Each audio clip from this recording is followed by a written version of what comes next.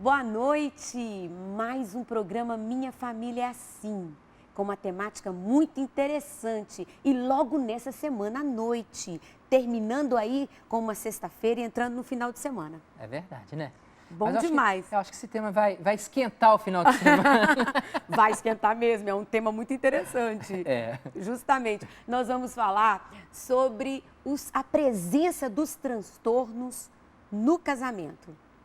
E é bem interessante falar sobre isso, mas em primeiro lugar, eu já vou dizer para vocês não fazerem aí desse programa um diagnóstico muito incisivo para as pessoas da família. Você vai escutar a gente falando aqui e vai ficar nomeando as pessoas da sua família com esse transtorno. Não é esse o nosso objetivo, não. Cuidado com isso, né, Luísa? Cuidado com isso, de ficar rotulando as pessoas, dizendo que tem esse transtorno, que não tem. Esse não é o objetivo desse programa, não. O objetivo é só alargar um pouco o nosso conhecimento sobre alguns transtornos que podem estar acontecendo na vida do casal e que pode interferir no relacionamento dos dois. E veja, para depois procurar uma ajuda necessária, até mesmo para fazer um diagnóstico mais assertivo. Um diagnóstico que a gente chama na psicologia ou na medicina, a gente chama de diagnóstico diferencial, para a gente descobrir de fato qual transtorno pode estar acontecendo e propiciando dificuldades na vida do casal. Não é mesmo, João Carlos? Eu acho que é importante começarmos o programa já dizendo isso. É verdade. Rotular não é o mais importante. Não é. Porque isso já dá uma desarmonia familiar, entendeu? Já coloca a pessoa como aquele doente, né? Aquele que há uma discriminação, há uma incompreensão. Ao invés de acontecer uma acolhida, né? Uma compreensão e consequentemente, né? Uma unidade, vai acontecer justamente ao contrário. Uma separação, entendeu? Uma desarmonia. E aí não vai dar certo, não. Esse não é o nosso objetivo. Não é o objetivo, não. A gente só quer auxiliar a você em casa no sentido de conhecer um pouco dos transtornos que podem estar eventualmente acontecendo aí no casamento. Agora, veja, a pessoa que é o portador, ou é um, ou então os dois né? que apresentam esse transtorno, é importante que o casamento, a pessoa tenha consciência de que quando um ou então os dois estão vivendo, o problema não é daquele portador, né, que está vivendo o transtorno. É dos dois, os dois têm que resolver. Não é só entregar na mão do outro, você é o problema do casamento e pronto. Olha, é muito fácil, né? Eu chamar você para você ficar do meu lado, para a gente poder construir uma vida a dois, né? Na hora que eu descubro que você tem um problema, né? O problema é seu. Vai resolver. Não, o problema é nosso. A partir do momento que eu acolhi a Luísa, para nós podermos construir uma vida a dois, né? A vida dela agora começou a fazer parte da minha vida começou a fazer parte da vida dela. Então, o problema dela começou a ser meu também. Agora, em que sentido ser meu? É no sentido de que eu posso o quê? Eu posso ajudá-la. Eu não vou misturar-me com o problema dela. E isso é muito bom também saber separar essas coisas. Essa separação. Eu não vou misturar com o seu problema, mas eu acolher você para que nós dois juntos possamos dar uma resposta para o seu problema. Agora, a solução, né, que de repente é você, claro, se for você, né, é você buscar uma ajuda mais... A pessoa que está portando esse problema tem que buscar essa ajuda. É ela que vai buscar. Né? Bom, e o meu papel, né, como seu marido ou talvez como a sua esposa, é acolher você e apoiar você em tudo que for necessário para que você possa dar a sua resposta positiva, né, diante do seu transtorno. Então, eu vou começar agora dizendo um pouco mais sobre os transtornos. O João Carlos, então, vai me auxiliando aqui, mas eu vou tomar a liberdade hoje de, então, direcionar essa fala para que tenha um conteúdo mais contínuo sobre isso, né? Bom, são vários transtornos que acontecem e que podem estar interferindo na vida do casal, no casamento de uma forma geral, e isso pode estender até para a família maior. Então, primeiro eu vou começar a dizer para vocês que existem transtornos que são chamados de transtornos do humor. Então, um deles é muito comum acontecer na nossa casa, na nossa família, que é a questão da depressão. Então, se de repente uma pessoa ela está depressiva, por exemplo, com humor muito rebaixado, sentindo-se desprazerosa com a vida, não encontrando mais alegria em nada. Então essa pessoa, ela se reclusa, ela fica reclusa, né? Ela não quer mais estar no mundo vivendo com as pessoas, ela se fecha para a vida. Então a depressão, ela tem muitos acometimentos cognitivos, a pessoa tem uma tríade negativa, né? Ela começa a se sentir culpada de tudo, então ela pensa negativo sobre ela pensa de forma negativa sobre o mundo, sobre o futuro também, sobre as pessoas e sobre o futuro. Então, sobre ela, sobre o mundo, as pessoas e sobre o futuro dela. Ela vê com desesperança a vida.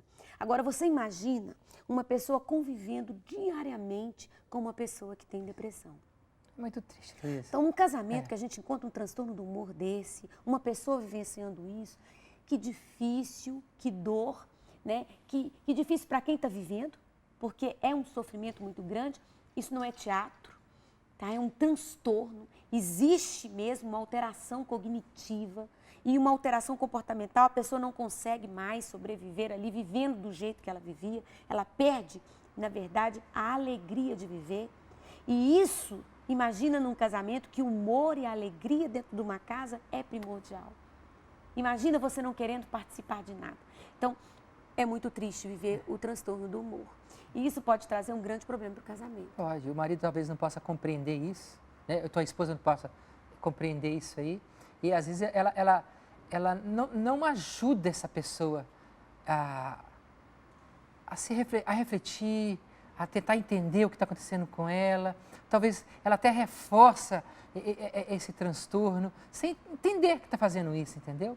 Então, os filhos, às vezes, quando vão procurar ajuda com essa pessoa, não consegue ter uma resposta satisfatória, pode gerar um monte de coisa na cabecinha desses filhos aí. Então, é uma coisa muito preocupante, né? E que é sério, e que vive-se muito isso. E tem níveis, né? O nível da depressão pode ser leve, moderado, pode ser grave, né? Nós temos a depressão maior, que é essa que tem sintomas muito grandes, chega até sintoma físico. A pessoa fala que ela tem desânimo, ela não tem energia para viver, não tem vontade de sair da cama. Bom, nós vamos passar para outro transtorno, porque nós vamos dar uma visão um pouco geral. Também nós temos a bipolaridade, então, o transtorno bipolar. Então, que a pessoa, ela tem uma oscilação desse humor, ora muito elevado, e depois ela cai numa depressão muito grande, né? Nessa elevação, existem vários tipos de bipolaridade. Então, nós temos, por exemplo, pessoas que têm, nesse lugar desse humor elevado, ela começa, por exemplo, a ter alguns comportamentos que ela não tinha antes, por exemplo, de compra compulsiva, somente quando ela está nesse evento. Ou então de ter agressividade ou falar muito. Vou falar de uma forma mais simples para vocês, né? Ela fica falante demais, ela compra demais e depois ela cai numa depressão. Então ela tem uma oscilação, ela não fica só no humor baixado, também ela fica no humor elevado, fora daquele que é esperado, em que a gente vê que está acontecendo assim, está normal, entre aspas, de acontecer.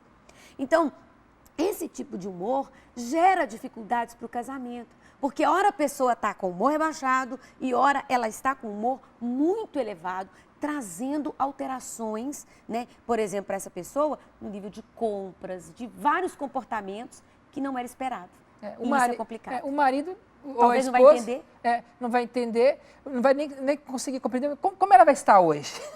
Né? Isso cria uma confusão, né? Tem aqueles que têm uma passagem rápida, João Carlos, mas também tem tempos. As pessoas vivem um tempão no depressão, depois vivem um grande tempo, né, no humor elevado, na questão da elevação do humor, e aí isso complica no relacionamento. Imagina, você não sabe, como você disse, como lidar com isso. Como lidar com a pessoa, né? Ok, então esses dois aí que nós trazemos primeiro e que podem estar acontecendo no casamento, não somente a dificuldade do relacionamento em si, mas um transtorno que vai secundariamente alterar o relacionamento. E a proposta desse programa hoje é isso, fazer vocês entenderem que tem dificuldade aqui, mas existem transtornos que secundariamente podem estar influenciando na vida do casal. E que pode gerar uma crise. Pode gerar uma crise, né? Com certeza pode gerar uma crise. E nós temos um outro transtorno, são transtornos que são chamados transtornos do neurodesenvolvimento, Dentro desses transtornos de desenvolvimento, neurodesenvolvimento, que não vai dar para falar para vocês, tem transtorno da linguagem, né, tem outros transtornos. Nós vamos falar para vocês apenas do déficit de atenção e hiperatividade, que é um tipo de transtorno que a gente já tem atendido muito no nosso consultório. Pessoas que apresentam esse transtorno dentro do casamento, né? E elas são pessoas o quê? É um transtorno neurobiológico, não é uma invenção, né, da pessoa, realmente acontece. Não está fazendo teatro? Não está fazendo teatro. Ela é uma pessoa que não consegue ficar atenta. No decorrer da história acadêmica dela, de criança ainda, ela já não tinha um bom desempenho acadêmico, sabe? E por isso, ela tinha dificuldade de aprender porque ela não centrava, ela não conseguia ter uma atenção adequada para aprender os conteúdos. O que acontece com essa pessoa? Quando ela cresce, ela continua tendo esse transtorno. Ela também tem algumas crianças que apresentam esse transtorno que eram hiperativas, que têm a hiperatividade, que não só o déficit de atenção. Por isso que chama transtorno do déficit de atenção e hiperatividade. E o que acontece? Essa criança não conseguia ficar parada. Ela não conseguia, ela se movimentava o tempo todo, não conseguia ficar parada dentro da sala de aula. E ela leva isso para o casamento. De que forma? Ela vai continuar, às vezes, sendo desatenta. Com o quê? Com datas, horários, não consegue planejar também, que é uma das características também. Ela não consegue planejar bem, organizar bem a vida dela e ela vai atropelando as coisas. Ela vai atropelando a vida, vai atropelando as coisas. Não consegue se organizar. Coisas que era para ela fazer, João Carlos. Simples, né? Coisas simples hoje. Ela vai empurrando. A gente usa uma expressão em mim, empurrando com a barriga, né? Protelando. E ela não consegue fazer isso em tempo e hora. Então, já imaginou um esposo vivendo isso do seu lado? Uma esposa vivendo isso? Uma esposa vivendo isso do seu lado? Mas você não marcou comigo tal? Esqueci. Ela foi desatenta. Nós não combinamos fazer isso. Esqueci. Pois é, esqueci. Né? Eu não lembrei. Justamente, não é que essa lembrança tem a ver com a atenção. Ela não se lembra porque ela não consegue focar. Veja bem, uma outra coisa que dentro desse tema aí, né, combina-se coisas dentro de casa, algumas regrinhas dentro de casa, e às vezes ela não consegue cumprir essas regrinhas. É a primeira. É a primeira, porque ela não consegue. É interessante. A burlar, sem perceber. Esse transtorno é interessante porque ela não consegue se organizar muito no tempo, sabe? Não consegue planejar, não consegue organizar. Então, o tempo para essa pessoa é complicado. Então, tanto o esposo quanto a esposa vendo isso, pode provocar no outro um sentimento de desvalorização, de ser desvalorizado. Irritabilidade.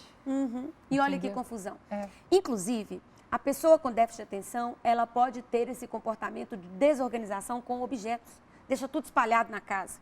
Então, esse é um transtorno que realmente vai ter um acometimento complicado dentro da vida do principalmente casal. se o casal, né, o outro, tiver for organizado, tiver uma disciplina, entendeu? Gostar das coisas muito bem organizadas, né? Isso vai criar conflito, vai gerar outra crise. Né? Outra crise.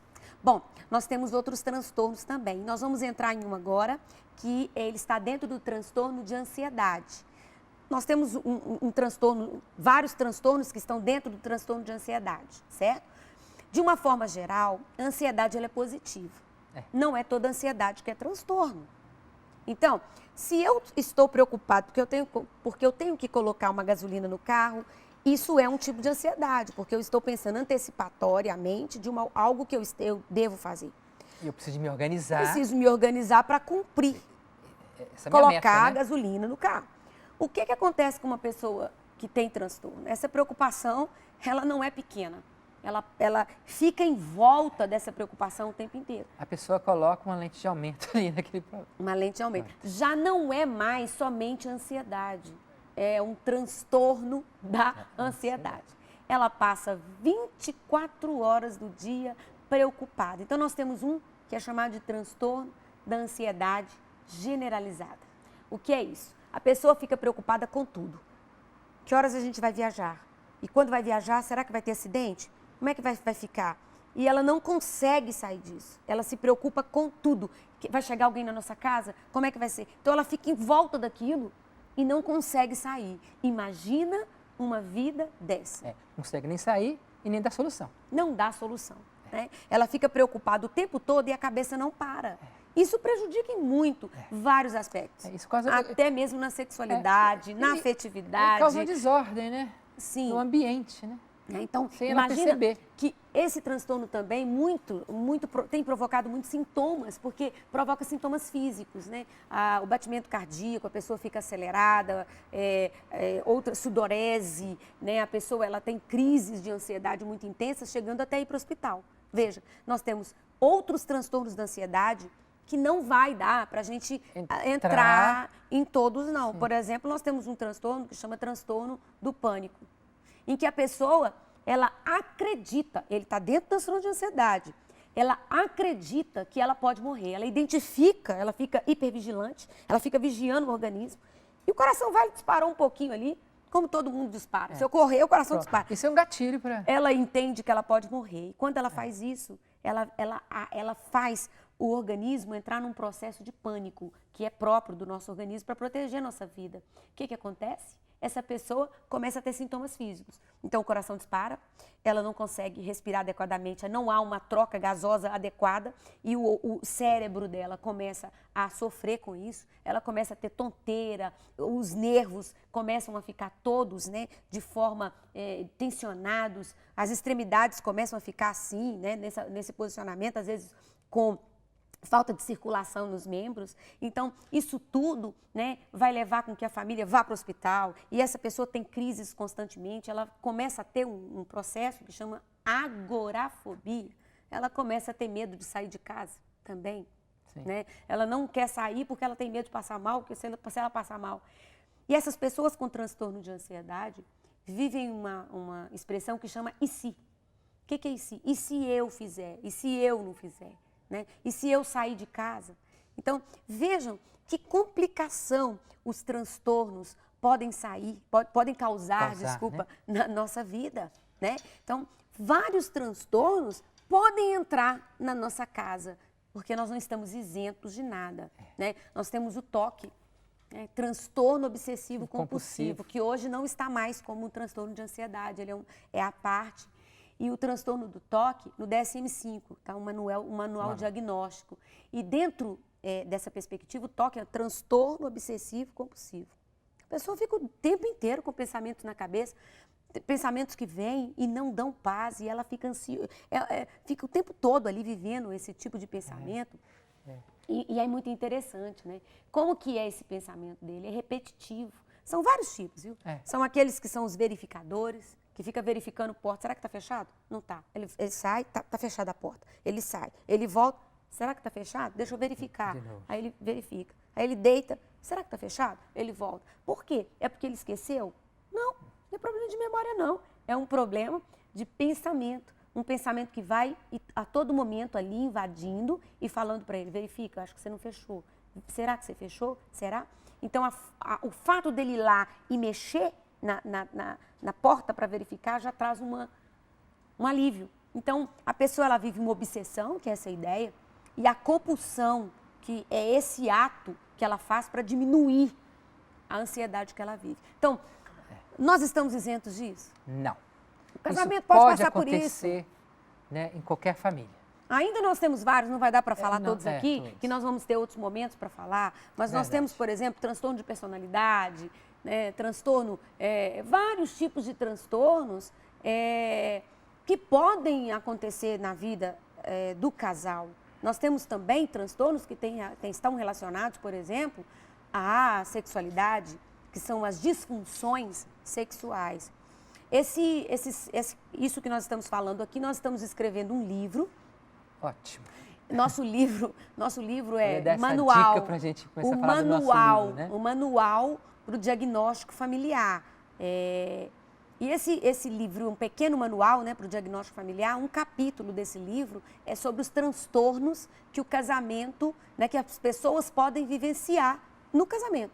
Nós já estamos aplicando esse livro em encontros que nós estamos indo, em retiro que nós estamos indo, nós estamos falando sobre isso e nós fizemos até um instrumento para ajudar no diagnóstico, para que os casais possam entender que quando se vive um transtorno desse no casamento, ele não pode jogar a culpa no outro.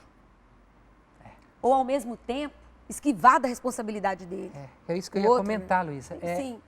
Sem falar das mágoas que vão acontecendo pela falta de compreensão. do que está acontecendo com o outro. Vai criando mágoa. Não entende que isso é um transtorno, que tem a ver com o sistema nervoso, que não é Isso. Que não é a pessoa que está querendo. Não é a pessoa. E ela está acometida de uma doença. Então, causa muita mágoa.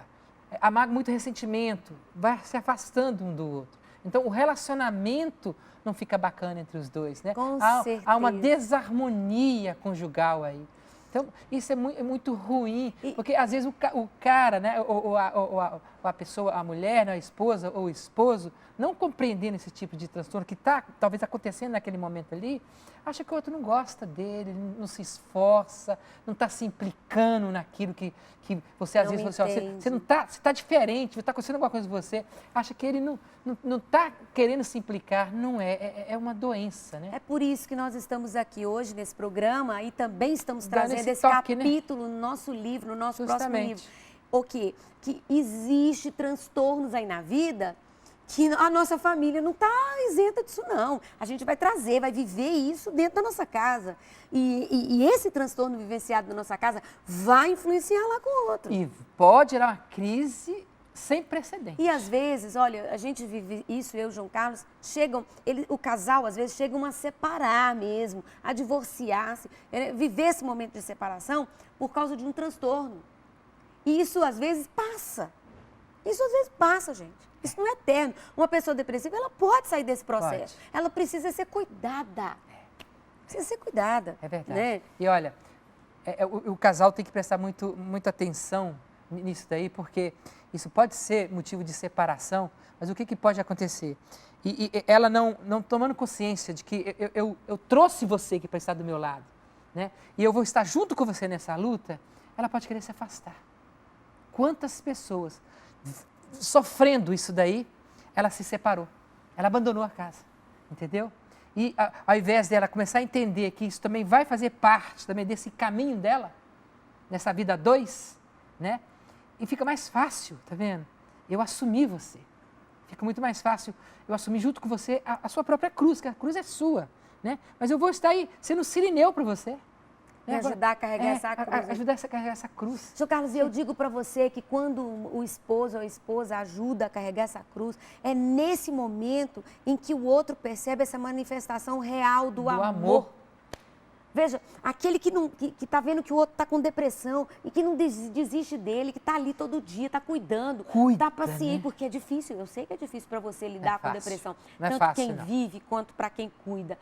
Mas ali é que a gente vê que realmente existe o amor, que o amor acontece. Aí você sai do sentimento e vai, do amor-sentimento e vai para o amor-decisão. Eu me decido a estar junto com você. Sim, gente, estar junto com o outro não significa que a gente não tem nada para fazer mais na vida, não, viu? Estar junto com o outro significa mais do que isso, porque a gente ama muita coisa, a gente gosta de muita coisa, a gente gosta de fazer um monte de coisa, né? Às vezes você gosta de um monte de coisa, você deixou essas muitas coisas e fez a opção de estar com o outro. Não é porque a gente não tem muita coisa, não. Temos. A gente tem muita coisa para fazer, a gente tem muita coisa, né? Eu digo pro João Carlos, se eu não fosse casado, menino, eu estava estudando tanto. Eu estava estudando muito, porque eu amo ler. Eu nunca dormi uma noite sem ler. Nunca dormi, nem eu nem você, sem ler um pouquinho. Por causa de você que está em casa, por causa do povo, porque eu gosto de saber para ajudar, né? Eu estaria estudando, mas eu deixei para cuidar, para estar junto dele e dos nossos filhos. O amor faz isso. Faz. É muito maior do que as coisas. Justamente. Isso que chega a gente começar a entender que o amor, tá vendo? Ele passa pelo sentimento. E o amor, no seu grau de maturidade, ele é uma decisão também. Eu me decido estar com você. Deixa aquele tanto de coisa que eu gosto. Eu vou assumir a sua cruz junto com você. E eu vou cuidar de você. E nesse momento difícil, que é o transtorno. No momento mais difícil. Ninguém está isento disso, não. Aí que tá. Isso é um valor, Luiz. Olha, um valor de atitude. Um valor de atitude. Tá? É um valor. Ele entusiasmou agora. Porque é um valor de atitude. É verdade. Para você ir de casa entender isso. Verdade. Tá vendo? É um valor de atitude. Aí eu vou demonstrar para você o quanto você vale para mim. Olha, entendeu? É bom a gente ver isso. No nosso consultório nós temos experimentado, na nossa vida também nós temos experimentado, que ninguém está livre de ter um transtorno, sabe? E o que quer dizer isso? Você está num momento de vida, isso pode vir na sua vida, num momento que pode desencadear isso, né? Então, é preciso a gente acolher o outro. A gente não sabe o quanto que a gente pode um dia precisar de ser acolhido. É verdade. Né? Porque isso pode acontecer. João Carlos, e aí? Como é que nós ficamos? Terminamos agora o nosso programa, já está no final. Já terminamos. Já terminamos. Olha, e o que é que nós vamos fazer com tudo isso daí? Isso. Como que nós vamos dar passos para a gente poder dar uma resposta mais concreta, entendeu, Luísa? Para tudo isso que foi colocado aí. É qual a dica? Primeiro, não ficar olhando para o outro e fazendo diagnóstico. É você, tá vendo? Ela falou para você. Esses sintomas que ela falou ali, ó, com certeza, é você. É você puro, você tinha que escutar isso. Né? Tomar um remédio para isso. Isso aí. Não é? Não é fazer isso. Primeiro, acho que esse é o primeiro ponto, não acusar. Não acusar. E depois, João Carlos? Eu acredito que fazer com que o outro compreenda, ao compreender, procurar ajuda. Olha, um especialista. Um psicólogo e também um psiquiatra, ou talvez um neurologista, olha, dependendo do nesse caso. Nesse momento, você tem que ter muita humildade, que às vezes você fala assim, eu não tomo remédio não dá, né? Olha, tem que ter muita humildade e começar a compreender que ali vai ser um dedo de Deus que pode te salvar. Às vezes a medicação é precisa, não é isso? Vai. Olha, a gente está muito alegre de partilhar isso com vocês. Entusiasmado. Entusiasmamos, mas espero que você compreenda isso. Eu sempre estou falando da exortação, eu estou muito feliz com a exortação apostólica, a alegria do amor. Eu tenho lido ela e tenho ficado muito feliz. O Papa Francisco fala um pouco sobre isso também, de conviver com a pessoa que tem transtorno. Leia, busque os documentos, eles nos formam, tá bom? Um grande abraço para você de casa. Fica com Deus. Até o nosso próximo programa, que é sempre uma alegria te receber aqui com a gente. Boa noite, Deus te abençoe, tá? E Deus vai fazer a parte dele, desde que você faça a sua parte. Como poderei dizer que foi por acaso? De repente, quando eu vi, estava ao teu lado.